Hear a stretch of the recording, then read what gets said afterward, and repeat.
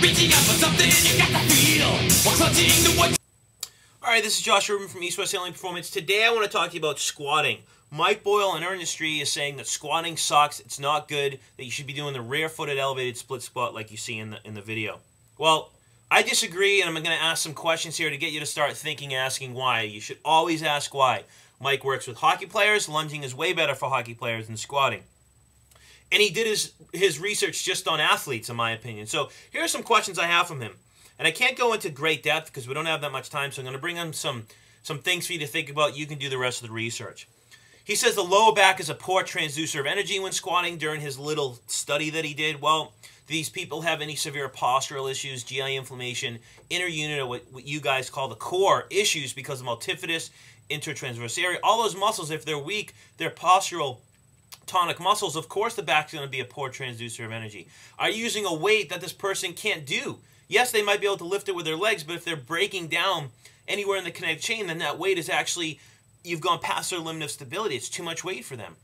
Secondly, you say whatever you can do on one leg, you should be able to do on two legs. Now you've turned the body into a math equation, which, who's come up with that? You just come up with that? That doesn't make any sense at all if you really think about it. Thirdly, when it comes to the exercise that you're choosing, you didn't tell us in your experiment, you didn't go into reps, sets, loads, intensity, all those different things. What about doing the experiment with athletes versus non-athletes? Did you look at any nutritional lifestyle dysfunction that's going on in these people? Any types of systemic inflammation or GI inflammation that it could have got you the results that you got? What about any postural issues? Do these people have any severe postural issues that are getting you the results that you got? Most people that I saw do these rear foot elevated split squats in your video go into a severe anterior tilt doing this. And it looks like they're getting very little glute activity, and they're getting mostly hip flexor, low back, and rectus femoris activity, which is going to actually create inhibition of the core, or inhibition of the core is causing those dysfunctions down the kinetic chain, which is going to lead to a poor, the back as a poor transducer of energy. So there's too many factors that he didn't look at. And these are questions that I think Mike should answer, because you can't just say squatting is bad. And the reason is it's anthropologically, biomechanically, we've been doing since the day of time. If you look at the beginning of the video, we need to squat. We need to squat as a child. We need to squat to survive. As Paul Chek says, there's primal patterns: squatting, bending, pushing, pulling, lunging, and walking. We need to do those in regression and progression depending on who you're working with in order to survive in the world. So it's like when doctors say with someone with a back problem, my client should not squat. Well, how do they sit down? How do they poop? How do they sit down to eat? How do they get into bed? How do they get in the car? They have to squat. And when you say someone should squat, squatting doesn't always have to be with 500 pounds. What if you're dealing with an 80-year-old that wants to go to the bathroom and do an activity of daily living? What if you're working with a goalie? They need to squat. So it's always based on the person. You can't make these generalizations, say squatting is bad. We've been doing it since the day of time. If you take out squatting, there's going to be a problem. People are actually going to have dysfunction, so next time they squat in every life, they're going to end up with an injury. And this is what you're seeing, because they weaken the ligament system, they weaken their inner unit, there's lack of imbibition or nutrition to the discs when you don't squat, there's lack of pumping of the organs and the feces when you don't squat, because squatting actually helps to move feces. We're the only species that pumps feces uphill to go to the bathroom. So squatting actually helps to stimulate poop and go into the bathroom. So for a lot of athletes, squatting is super important. Another important reason that we should squat is for strength and conditioning. What if you're working with someone after rehab, or even during rehabilitation, and they're a goalie, or a football player, or just your everyday Joe that needs to squat? Well, not everyone needs to squat, but certain people do. You don't put these in their program, squatting's bad. What if these people need squatting? Goalies are in a static squat most of the game. I think you'd agree with that. Of course, they do other movements, but they're in a static squat.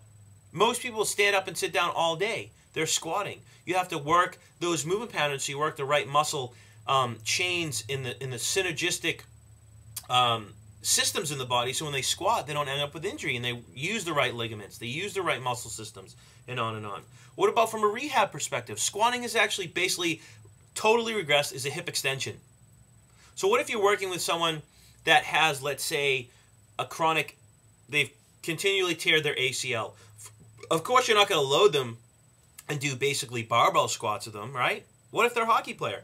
from my opinion, most people with chronic ACL tears beside trauma, it's because of GI inflammation, nutritional problems, postural issues, the pelvis drops, goes anterior, the lower extremities completely pronate from the hips all the way down to the ankles, which causes the knee to jump from under the patella. And every time they move and they're trying to decelerate pronation, accelerate supination, they can't do it properly. They actually drag the ACL over a notch in the knee and it continually tears. And it's because they can't squat properly because of nutritional dysfunction or because of a postural issue in reciprocal inhibition and on and on. So you would start this person maybe with a hip extension on the ground to strengthen the posterior oblique system, as well as incorporating that with respiration and activation of the inner unit. And over the next 6 months, you would progress that person to basically doing a standing squat. Now, that depends on the person, the reps, the sets of loads, what type of squat you're going to do with them, but everyone needs to squat, even from a rehab perspective. What about infant development? You're saying basically no one should squat. It's one of the first movement patterns we do as an infant. And the reason we can squat is because as we develop, we first develop in the sagittal plane, which is front to back, then frontal, side to side, and then transverse. We crawl. Without those different movement systems, development from 0 to basically 6 months, when we start to brachiate, which is lunging and then squat, we wouldn't be able to squat if we didn't develop those specific phasic as well as tonic muscle chains. So it's important. It's important as an infant so we can actually move and develop later on in life. What about if you're dealing with someone with chronic sacroiliac problems, SI joint problems? Doing squats or regressions of certain types of squats is super beneficial to help with form and force closure of the SI joint. Doing anything single leg with someone with chronic SI joint problem, the SI joint or the pelvis actually has 24 axes of rotation, right? It's not just the sacrum and the iliac. There's many different problems that could happen. And you're going to throw them on one leg? Well, that's a great way to cause a rotoscoliosis and increase shearing in the pelvis or the SI joint. And we see this all the time with athletes because they're pushed to do all this single leg squatting, lunging, walking, lunging, all these different things. Well, for those people, for biomechanical reasons, form and force closure, squatting is super beneficial. So I don't think you can argue that point. Fourth, or I don't even know what number I'm on, there is no such thing as a button back. So you're saying the back is a poor transducer of energy. Well, the lats attach to the shoulder, to the thoracolumbar fascia, to the opposite glute, which attaches to the TFL, which causes the knee. So is the butt a back, shoulder, hip, or knee muscle? And you're saying the back is a poor transducer. Well, usually where you see an issue is not the issue. You got to look elsewhere. So if the back's an issue, the legs are an issue. It's that simple. Anatomically, it's that simple.